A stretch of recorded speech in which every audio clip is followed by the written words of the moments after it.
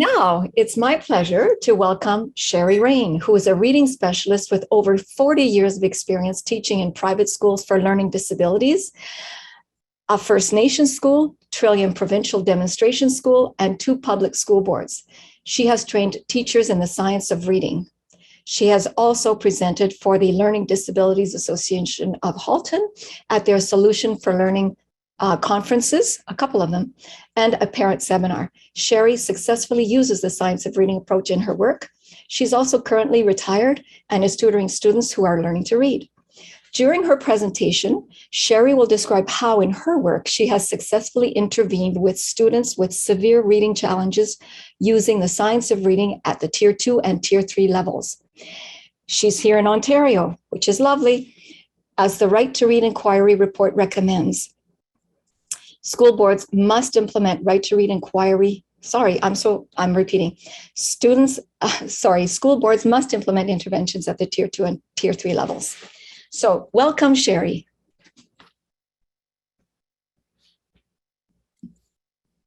Thank you.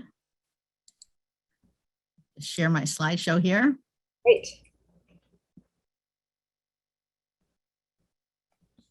There we go. Okay, yes, I'm presenting effective Tier 3 intervention that I've done in Ontario. And I want to start by telling you about an experience that I had at Provincial Demonstration School when I taught there. I'm going to tell you about a student named Neil. Neil came to me almost 16 years old. He was in grade 10, and he could only read a few words. One of them, I think, was the word the. And after one school year in my classroom, including teaching him decoding through the science of reading, I had to put him also through applied English, he passed the grade 11 Woodcock-Johnson word attack test. And he was reading books at the grade 4 level after only reading 2 words by almost age 16.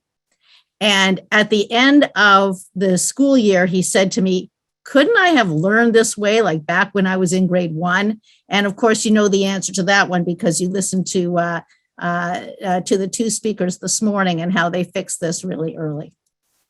So I'm going to tell you how I did it. How did I get him reading such a high level after one school year? First of all, you need to know that for when you're doing decoding, as you know, you heard this morning, science of reading is looking at brain images and decades of research, which keep advancing with even further research. Decoding is just a part of a full language program. And you also heard this morning, and I want to reiterate, science of reading has nothing to do with a pendulum swinging. We are not going back to when things were just primarily phonics and there was less literature and there was minimal literary writing. And we're not sticking with balanced literacy. This is something completely new, completely different.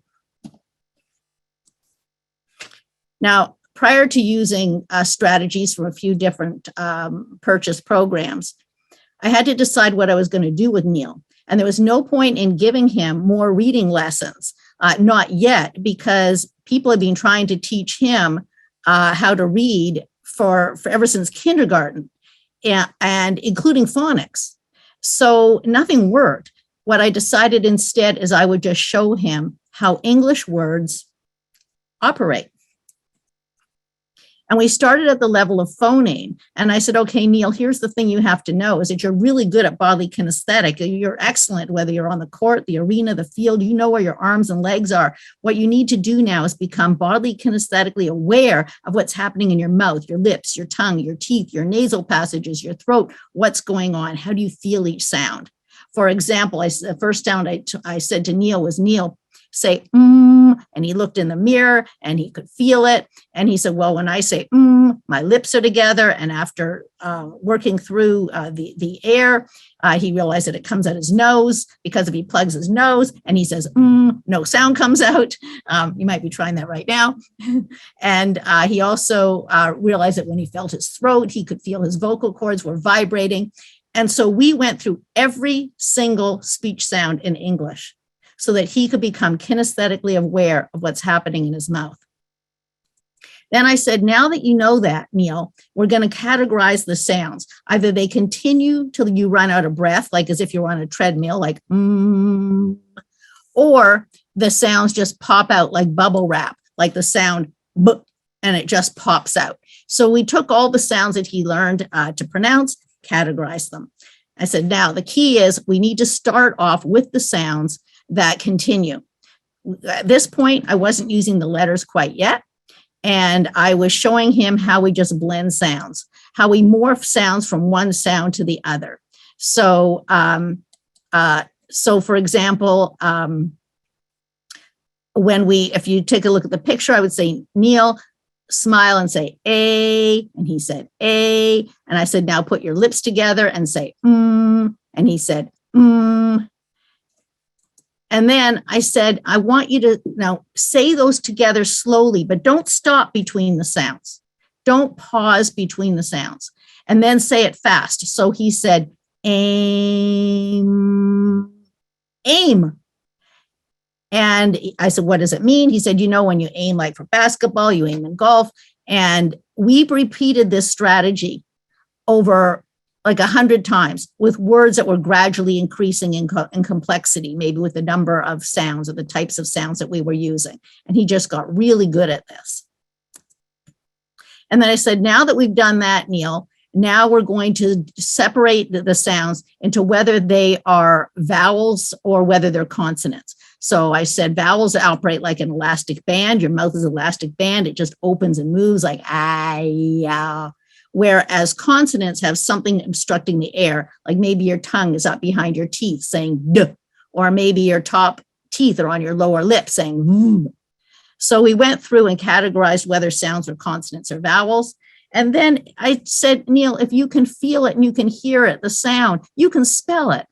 So if you can feel and hear ah, you can spell that with the letter A. And if you can feel and hear your lips together, you can spell it with an M. And if you can spell it, you can pronounce it back. So I said, but now instead of me telling you what sounds to say, like first say A, then say in this case, the letters are going to tell you what to make your mouth do. So just let your eyes follow the letters. So as he looked at the letters, he knew what from the letters what his mouth does. And he just said, man, like when I get older, I'll be a man. And he figured it out. And then he said to me, he said, wait a second, is that all reading is? I'm shaping my mouth from one letter to the next in slow motion. And then I say it fast. And I said, yes, that's what reading is. Now I just have to explicitly teach you the hierarchy of the letter strings that make up English so that your brain knows how to pronounce them when you see them. I just needed to go now to my scope and sequence. Now, it's not like this is the first time I taught this was to Neil. I've been using the relationship between articulation, blending sounds, and phonics with over 10 different purchase reading programs over the years. When I started teaching in the 1980s, I was teaching in a private school for kids with learning disabilities. I was teaching grade 1, and I had them all with a grade 1 reading level by April. And in the 1990s, I switched to junior. This was also in a private setting. And they all came in as non-readers. They were all assessed with reading disabilities. And everyone got to grade level within 2 years. So Jason, for example, came to me in grade 4 and 5, not reading at all. He told me he'd been in reading readiness. And I said, what's reading readiness? And he said, well, we got papers that said color the big balloon red, color the little balloon green. And when I got him, he couldn't read at all, except for colors and big and little. That's it. And when he left my program, finishing grade 4 and grade 5, he had completed a grade 5 reading level. Nina came from me to grades 3 and 4, and all she could read was her own name. But when she finished grade 4, she had a grade 4 reading level just by learning the science of reading. When I taught on a First Nation reserve, and I was a cert on a First Nation reserve, this was the first year that they had their school on their own reserve, because prior to that, they were being bussed off reserve. And I was advised to use a whole word approach. But when I looked at Ojibwe, at their language, and they were showing off, you got to see our word for coffee, it's 20 letters long. And they wrote it along the board. And I took a look at it and they pronounced it for me and I pronounced it back. And I said, whoa, this is hard to read, so many letters. And they say, well, makade, you can pronounce that. That means black. And mashkiki is medicine, and wabu means liquid. Makade, mashkiki, wabu. You can pronounce it, the sounds, and they each section means something. Well, English is morphophonemic also. Morpho meaning, phono meaning sound, and ology meaning the study of. So if you look at the word unsinkable, you can pronounce it, you can decode it, but it means something. It means not. Sink, you can pronounce it, but it means something. It means it goes under the water and it stays there. A bull, you can pronounce it and it means something. It means it can. So something that's unsinkable means it cannot stay under the water and just stay put. So if English is morphophonemic, why don't we teach it morphophonemic? Why would we teach it as it was some visual language when it's not? Now, some people, of course, think that English is visual. Well, that's because those people are only shown those little pattern books that are filled with the small percentage of less than 20% of the non-phonetic words in English that I put here in red, like do you know any? And then the rest of the words are above their decoding level. So when you look at those pattern books, do you know any riddles? Do you know any jokes? Do you know any rhymes? And so on. Then it looks like English makes no sense. But when you use the science of reading books, it's different because those books are made up of the more than 80% of the words in English that can be decoded. Will is up at bat. Will lifts the bat. He fixes his grip. It is a hit. The ball lands in the grass. Will runs as fast as he can. He skids into the dust. These words the stories are great, and you have very few of these non-phonetic words. And even the isn't too the th is it's really the only e at the end. And into the letter o at the end is very rarely oo, do, to, who, but usually it would be o. So these are made up. So when you look at those books, you think, gee, English is very phonetic, which it is. Now, the year that the First Nations school opened, 70% of the school had reading problems. They were on my caseload, and no one in grade 4 could read. Although I taught everyone, that grade 4 was my real target class. And by the end of that year, every student in that grade 4 class had a grade 4 reading level. My point is that this can be done in a classroom, because I hear people saying you can only do science of reading in a clinic. Not true.